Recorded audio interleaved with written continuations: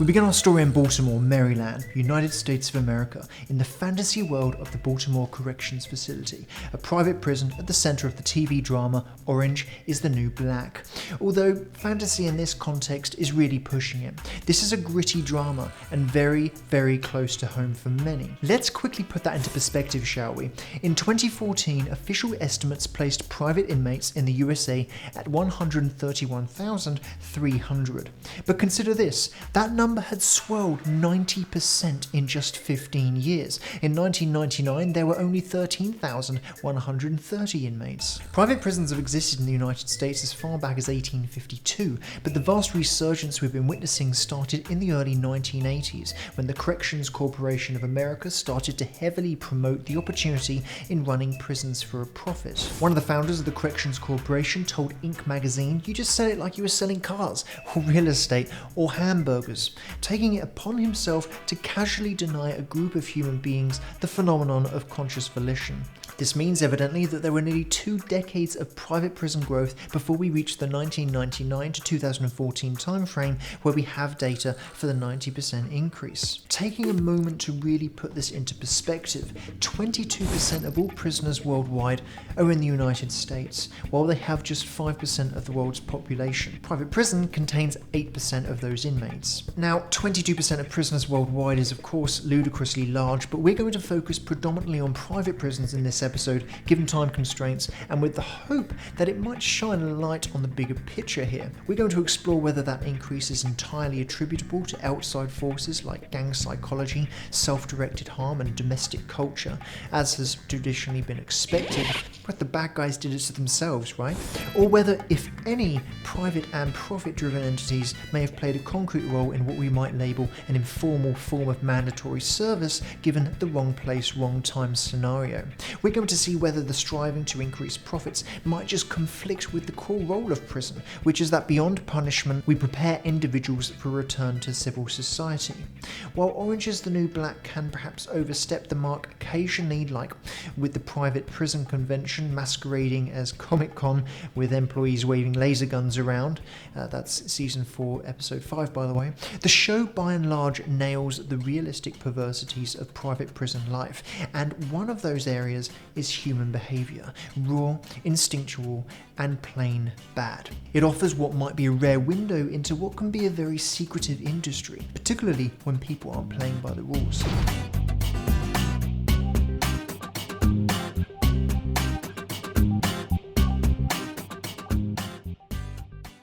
With the story out of the way, we're on to part 2, science, to see what objective truths the story might highlight. But first, with an essential caveat. Science isn't broken, but it's a hell of a lot harder than we give it credit for, to paraphrase the data analysis blog 538.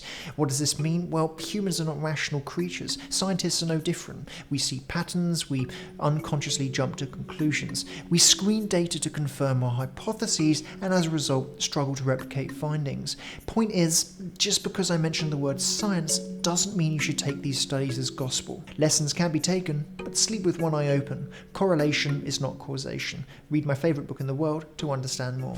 Of the 20 countries with the largest prison populations, only 2 report repeat offending rates. Now, I'm sorry. From all the data points a prison can collect, few are perhaps as important as recidivism rates. That is, the rate of reoffending after doing your time. It almost single-handedly tells you whether you're being useful as an institution or whether you're wasting everyone's time. I mean, we have data for per capita consumption of margarine. We have data for the number of people who die by becoming entangled in their own bed sheets. And we have data for how many movies Nicolas Cage starred in annually from 1999 to 2009. And that's 25 Oscars. Sorry? Oh, movies. But we don't have comprehensive data for recidivism rates around the world, which would tell us whether the billions spent on incarceration was even worth it. Jesus. The best movie ever, as voted for on IMDb's top 250 movie list, Shawshank Redemption, dedicates 3 scenes of its impeccable storyline to parole hearings, where Morgan Freeman's character answers the question whether he's been rehabilitated 3 separate times. It's kind of an important deal. But alas, unless you live under a rock with a lifetime supply of Disney Disney movies, I suspect you're jaded enough by now to jump to the conclusion that no data in this context probably doesn't mean it's an accident. And in case you are still averse to that assumption, let me run some of the limited data we do have by you. In the UK, it costs the taxpayers well over £40,000 a year to keep someone in prison. And that's not considering police work, court costs, and administrative work needed beforehand. That's a lot of money, but it's nothing when you consider that the financial cost of recidivism is around £11 billion. Reoffending rates are clearly an indication that prison just isn't working holistically, but there have even been reports that some prisons have up to 70% of prisoners relapse into criminal behaviour and return to prison after release. On the other side of the pond, in the US, a study tracked 404,638 prisoners in 30 states after their release from prison in 2005. It was found that within 3 years of release, 67.8% of ex-prisoners reoffended. Within 5 years, it went up to 76.6%. And they're quote-unquote the civilized countries. Hi, I'd like to nominate myself for a one-way trip to Mars. Justin Bieber. B. No, B for banana. Capital B. With that out of the way, as you know, today's video isn't about both public and private prison. That would be a monstrous piece. It's about private prisons only. But if I told you that private prison was a complete conflict of logic every which way you look at it, your brain would be anchored to an interpretation which is too mild without context. Think of it this way. If public prison was the corrupt team leader in Walmart or Tesco, then private prison is the corrupt president of the United States. So let's qualify that, shall we? 2/3 of private prison contracts have occupancy guarantees in the US. Basically, what's going on here is that private prison companies generally enter into contractual agreements with governments that pay a monthly rate for each prisoner in the facility.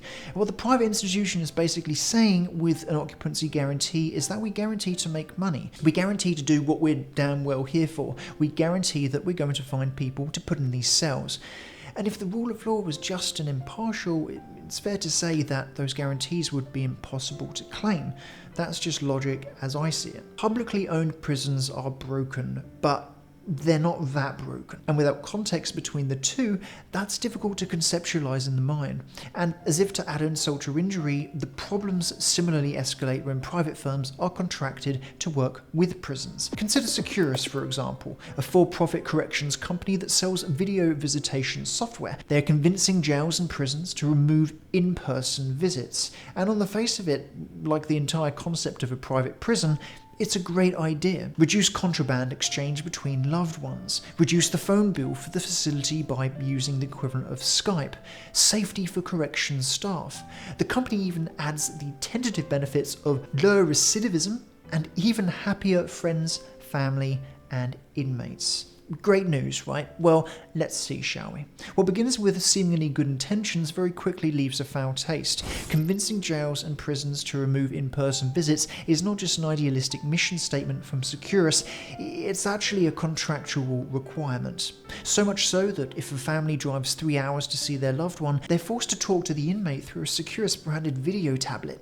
The inmate is sitting the other side of the wall. In anger, you might shout at your screen at the irrationality of that. They're in person. Why force friends and family to use the cruddy device? Well, that brings us to the last benefit to correctional facilities, which they probably don't include on the press release, but most certainly would at the shareholders' meeting.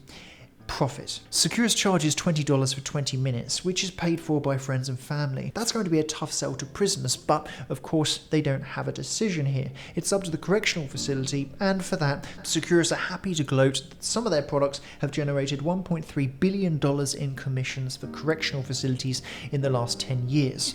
What's terrible here isn't so much that prisoners and their friends and family are being squeezed like pimples and having basic human needs denied, although obviously that's huge, but that all the PR about lower recidivism and happier friends and family and inmates, Turns out that's all rubbish, as if that wasn't obvious to begin with. Prisoner-on-prisoner assaults rise 20%, and prisoner-on-staff assaults double after removing in-person visits. Over the last decade, the company has metastasized into a 1,000-person company, securing over 2,500 contracts with correctional facilities nationwide.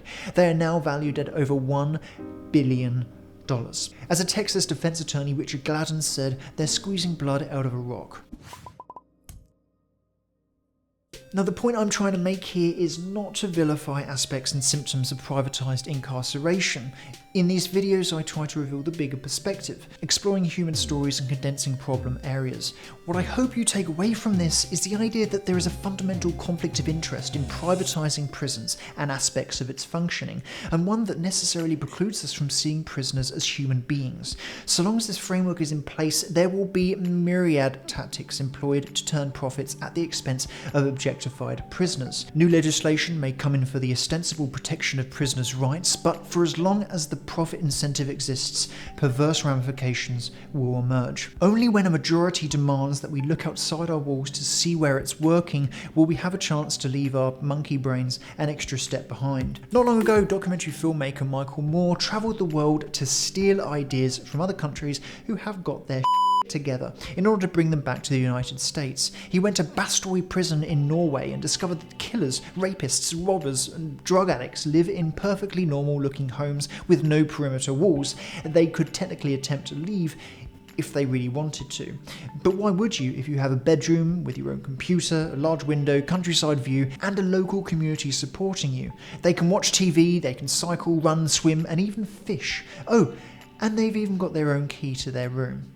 Prisoners are punished through one basic premise: having their freedom taken from them. They miss their family, explains the warden. They miss their friends. And this is monitored through a team of loosely enforced guards. On the weekend there are just 4, enough for one prisoner you might think, except that there are 115 prisoners. The whole ethos can be summed up perhaps through what one prison employee calls creating good neighbours. When authority demonstrates trust in you as a prisoner, it elicits a reciprocal sense of obligation to behave well, like the child who wants to impress his parents, although doubtlessly exceptions will lie in broader cultural conditionings and individual psychological cases. When you constantly reinforce to someone that they are bad, there is no similar rehabilitative motivation. It's more effective over the long term to elicit in someone intrinsic motivation rather than through extrinsic demands, although extrinsic demands very often produce faster results given apparent urgency, perhaps owing to this fallacy of thinking. A key point to highlight here, given our focus on private prisons, is that I cannot think of a single incentive private prisons have to nurture intrinsic motivations in prisoners, that is, internal motivation, or you might say internal healing. Generating revenue for shareholders is by definition an extrinsic condition on the prisoners, which is to say external. Making money from prisoners builds a lens which circumvents the rehabilitation of prisoners. Step 1 becomes, how can we exploit these people to make our shareholders rich? A premise I would argue is categorically at odds with the purpose of getting people back to civil society. There is absolutely no systemic incentive that I've seen to prepare prisoners for life after prison, other than through lip service to appease the critics. Recidivism is a good thing from their perspective, and that's a very sad state of affairs. The incarceration rates in Scandinavia as a whole are among the lowest in the world. Norway has a recidivism rate of just 20%. It's not perfect, but it's a great goalpost. They have 75 per 100,000 people in prison, compared to 707 people for every 100,000 people in the US. In Norway, you might imagine that there was little to resemble the fear-inducing walled fortresses we see in America. Yet it's important to note that not all Scandinavian prisons are open facilities. In fact, many have been directly inspired by American design. 10-meter walls, ubiquitous cameras, thick doors. As surprising as it might sound, this isn't the pivotal point. What's important is what it's like to live inside the prison as a prisoner. A journalist who wrote a piece titled "Why Scandinavian Prisons Are Superior" for The Atlantic noted, "Inside the 4 high-security prisons I visited in Denmark, Norway, Sweden and Finland, common areas included table tennis, pool tables, steel darts, aquariums, prisoner art ornamented walls painted in mild greens and browns and blues. These people have committed crimes, many truly terrible, but if broken minds are going to be fixed, consider whether they can be fixed through instilling resentment about your environment and those around you, or through instilling a reason to be grateful. And what is the chance that conditioning is going to spill out into the real world when they return to civil society? Has humanity given you a reason to mend your ways? Or can it go to hell? Consider for a moment how we train dogs. It's now well known that reward is far more effective than punishment over the longer term. Whether it's training a dog for the military or a domestic dog for behaving as we insist, our instincts often take us to punishment before reward, hitting or yelling in a display of uncontrolled emotional outburst. But the science shows conclusively that long-term change for the better concentrates on reward. Whatever you think, there might just be a deceptively simple change we can make to the experience of a prisoner in our more conventional system. While common rooms with games would help, when it comes to pursuing reward, the essential pillar might just be the responsibility and integrity of our correctional officers, like a great teacher to a misbehaving pupil. In Scandinavia, correctional officers not only have the responsibility of security, but they perform a rehabilitative role as well. Each prisoner has a contact officer who will monitor and nurture tangible progress towards the end date of the inmate's sentence, so that they're prepared rather than dropped in at the deep end. This reminds me of the Sun Tzu quote, "The battle is won before it is fought." Kind of hokey perhaps, but the point at which an offender reoffends is not usually spontaneous. The battle of leaving prison without returning is won before those doors open. Having correctional officers perform this variety of duties not only helps the prisoners, it also helps the officers too by reducing the stress of exclusively punitive responsibilities, something which likely contributes to the average life expectancy of just 59 for American correctional officers. The final possible solution I'll offer in this video is about the regulatory framework. Throughout Scandinavia, crime is less susceptible to politics, money, and media sensationalism. Criminal justice policy rarely enters a political debate, whereas in America and in the UK particularly, there seems to be a self-entitlement among the voting populace to have an opinion. All that's needed is a juicy story from a click-incentivized reporter, and you have an emotionally charged mob all insisting their rightful opinions. This isn't necessarily the best environment for pragmatic judgment. There seems to be a misconception that once crowd size reaches a certain point, an implicit validity emerges based on that consensus. Like the idea wisdom invariably comes with age, or that if 1 million people believe the earth is flat, then it must be. It seems to me that this is an error of instinctive judgment rather than considered judgment, a failed heuristic or assumptive rule of thumb that our brain conjures to make sense of a complex world. Reason dictates this is absurd, of course. A collection of 1,000 random voters don't all have 4-year degrees in criminology. They are thinking emotionally and likely underestimate the influence of social loafing, the tendency of us to think less hard about problems in a group, as well as what's known as the Abilene paradox, which describes the phenomenon of human beings often being very averse to acting contrary to the trend of a group. Simply, consensus is reached by a few strong personalities and everyone else conforms even if they don't accept it, not by everyone carefully considering the facts with the same degree of diligence. The wisdom of crowds can be valid, but in matters of expertise, wisdom is not a given. In Scandinavia, by contrast, decisions on policy are left to qualified professionals and published criminologists consulting closely with academics. There is a clear role for broad democracy, however, and that's to bring about the demand that prison should be equally, if not first and foremost, about rehabilitation.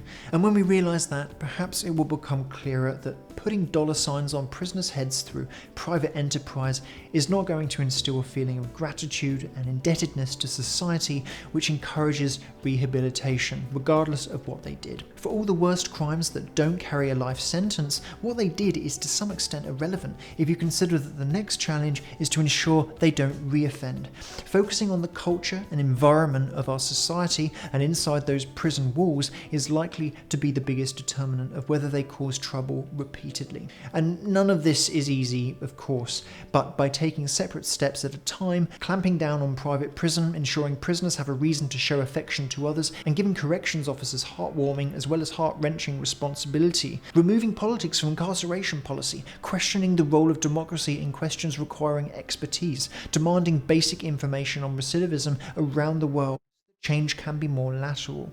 This is about taking a step at a time with a clear end goal in mind, and we shouldn't stop until we can conclusively maintain a recidivism rate of 0, no matter how hopelessly idealistic that seems now. If you enjoyed today's episode, why not consider purchasing one of the books that inspired today's show? It helps the authors who write, me who produces, and you who implements. Thanks for watching. Share your thoughts below, strike a like, and if you're feeling really daring, hover over the subscribe button and see what happens.